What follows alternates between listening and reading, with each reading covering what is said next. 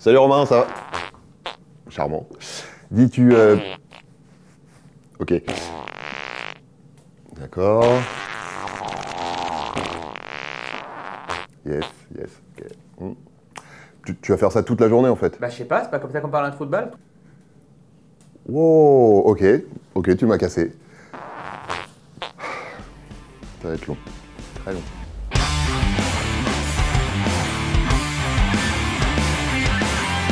L'épais, c'est quand même quelque chose d'un peu particulier. D'abord parce que comme le caca, c'est le point commun entre absolument tous les êtres humains, sans distinction d'âge, de genre, de religion, d'orientation sexuelle, d'ethnie, etc. L'épais, c'est ce qui nous unit toutes et tous. Pourtant, c'est comme le caca, toujours, hein, il y a quelque chose. On sent que c'est pas un truc comme les autres. On sent, c'est ça le... Waouh, ok. Ça va être comme ça toute la vidéo, vraiment. Ceci dit, c'est exactement de ça que je parle. L'épais, ça déclenche un mélange de fascination, répulsion, ça fait rire, ça dégoûte, ça provoque toujours quelque chose de fort. Et pourtant, c'est le truc le plus banal qui soit, on fait ça tous les jours, et même plusieurs fois par jour. Je veux dire, ça fait rire personne quand on respire, par exemple. Hein, ça dégoûte personne quand on respire non plus. Enfin, bon, ça dépend de qui respire et de la distance de votre nez à laquelle il respire, c'est vrai. Mais bon, bref. Bon. Je vais vous présenter quelques infos et quelques fun facts sur l'épais, et on va commencer tout de suite par les présentations, si vous voulez bien. C'est quoi un pet?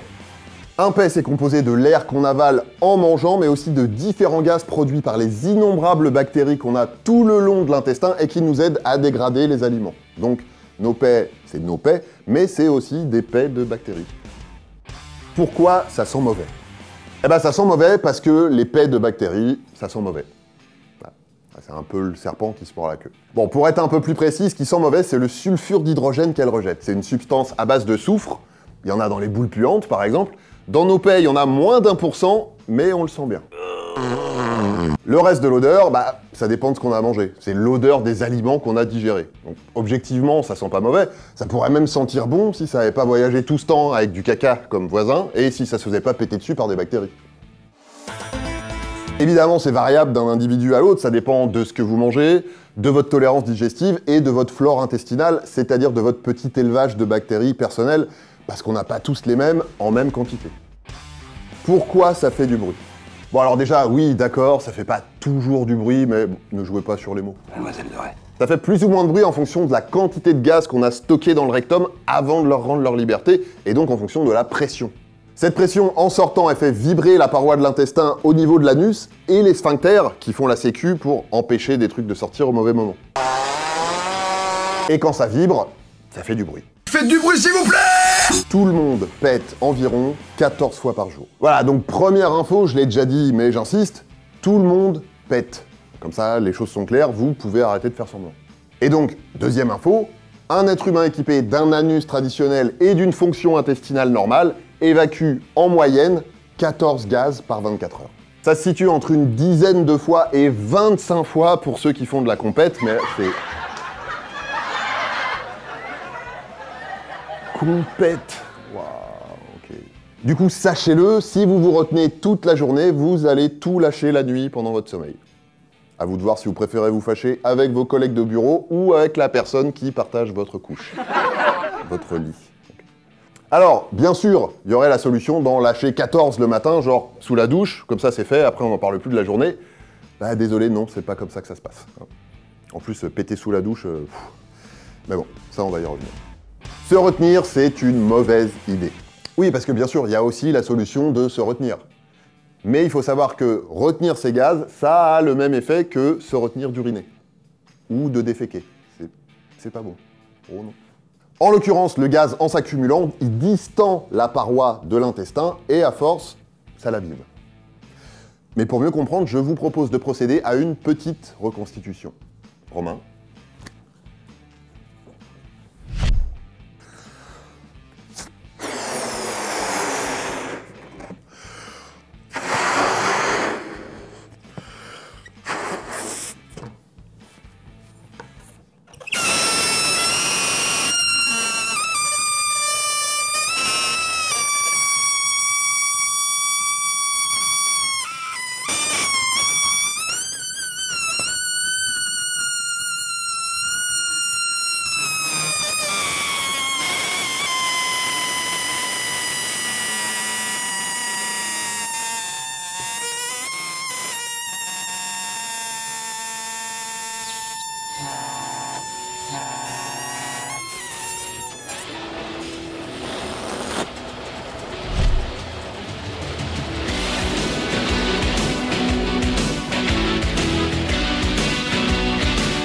a vu qu'on émettait en moyenne 14 flatulences par 24 heures, à raison de 15 à 100, voire 500 millilitres de gaz à chaque paix. On estime donc qu'on rejette entre 500 millilitres et 2 litres de gaz intestinal par 24 heures.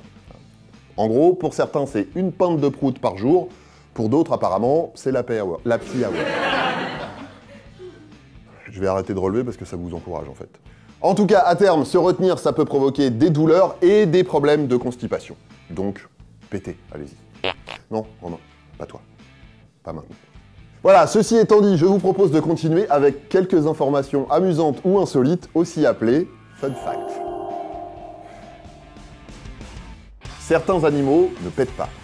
Eh oui, il y a des animaux qui n'ont pas de gaz intestinaux parce qu'ils n'ont pas le même système digestif que nous, et notamment parce qu'ils n'ont pas notre microbiote intestinal, c'est-à-dire toutes ces petites bactéries qu'on a dans les boyaux et qui nous aident à digérer. Si on en croit Nick Caruso et Dani Rabaiotti, les auteurs du guide ultime de la flatulence animale, les oiseaux ne pètent pas, par exemple. Moi, je trouve ça triste, voilà. Pourtant, ils ont l'air contents, hein, ils chantent tout le temps. Peut-être pour meubler le silence, justement, je sais pas. Les araignées pètent pas non plus. Les poissons rouges et les paresseux, pareil. Et les pieuvres aussi. Donc, méfiez-vous de ce que vous voyez sur Internet, les enfants.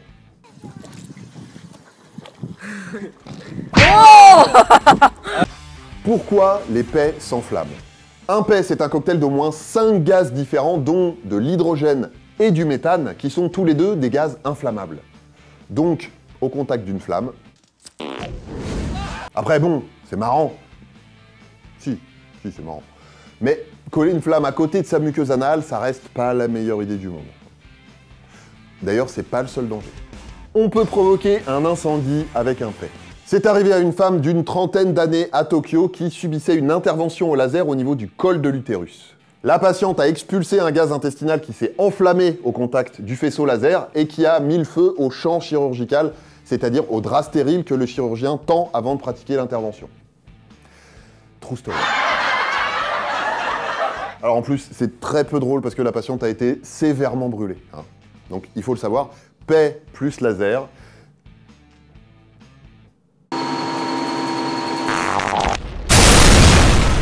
Le PEI le plus long du monde a duré près de 3 minutes. Le PEI le plus long de l'histoire serait l'œuvre du londonien Bernard Clemens et il a duré 2 minutes 42. Oui, alors, commencez pas à me dire « Oui, moi, une fois, j'ai pété pendant 3h30, c'était un mariage, et je m'ennuyais. Sans témoin, ça compte pas, ok? Bon, ceci dit, le record de Bernard Clemens, il n'a pas non plus été homologué dans le Guinness Book. Mais bon, 2 minutes 42, c'est quand même très long. Hein. Alors, pour vous faire une petite idée, c'est comme si vous pétiez sans vous arrêter pendant toute la durée de la chanson, peu m'importe, de Jul. Et c'est marrant parce que moi, c'est vraiment l'effet que ça me fait à chaque fois. Je peux pas mettre tout le monde d'accord. Pourquoi les pets sentent plus mauvais sous la douche? Je vous avais dit qu'on y reviendrait. Les pets sentent plus mauvais sous la douche parce que c'est un endroit qui réunit 3 conditions qui favorisent grandement la perception des odeurs. La chaleur, d'abord, qui favorise la diffusion des molécules odorantes qui composent les odeurs. La vapeur d'eau, ensuite, qui se lie très facilement à ces mêmes composants et qui les transporte jusqu'à nos récepteurs olfactifs. Et puis le confinement, hein, qui fait que tout ça, ça circule en vase clos.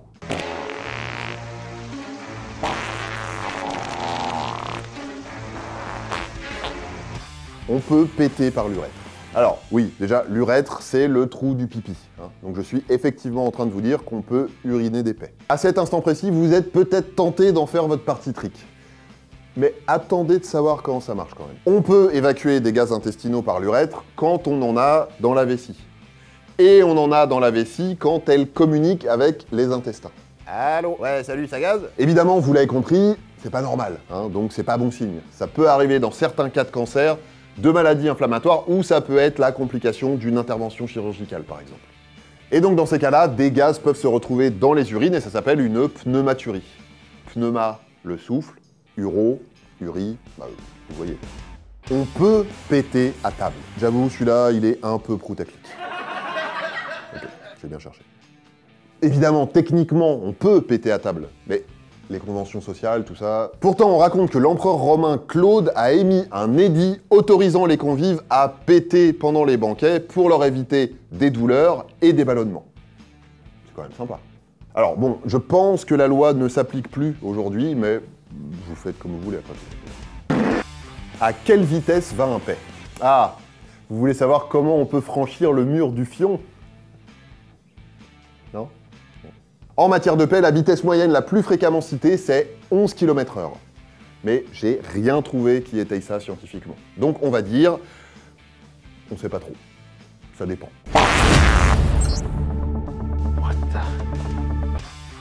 Un paix peut vous faire gagner un repas. Et oui, dans certains cas, un paix peut vous faire gagner un repas. Un de vos paix à vous, hein. Faut pas en amener un dans un bocal. Alors, une idée? Non? Non, c'est pas une monnaie d'échange dans une société secrète, c'est une pratique qui a cours à l'hôpital. Alors, il y a différents protocoles selon les endroits, mais ce qui peut arriver, c'est la chose suivante. Après une anesthésie générale et une opération sur le tube digestif, vos intestins, ils mettent un petit peu de temps à se remettre au boulot. Et parfois, on ne vous donne pas un vrai repas tant qu'ils s'y sont pas vraiment recollés. Donc dans ces cas-là, on guette le retour de votre transit intestinal avant de vous apporter un de ces délicieux plateaux dont l'hôpital a le secret. Et le premier signe du retour de votre transit intestinal, c'est un paix. Bon, la théorie, c'est important, mais si ça se traduit pas en concret, hein, en quelque chose qui peut vraiment améliorer votre quotidien, c'est un peu triste. Alors je vous propose de terminer sur 2 tutos très concrets. Comment péter sur commande? Vous avez peut-être vu mon tuto pour apprendre à roter sur commande que j'avais réalisé avec une orthophoniste. Bon, je vous cache pas que là, les professionnels de santé se sont pas bousculés vraiment pour le tuto d'aujourd'hui. En revanche, il y a plusieurs pétomanes qui ont déjà livré leurs petits secrets. Alors, l'erreur, ce serait de penser qu'il faut manger des aliments qui donnent un maximum de gaz pour en avoir toujours un de prêt. Déjà, ce serait pas très confortable, et pour des professionnels, ça peut s'apparenter à du dopage. En vérité, tout se passe par voie basse, hein. La subtilité de l'exercice, ça consiste à faire rentrer de l'air ambiant dans votre rectum, puis de l'expulser pour obtenir la vibration tant convoitée.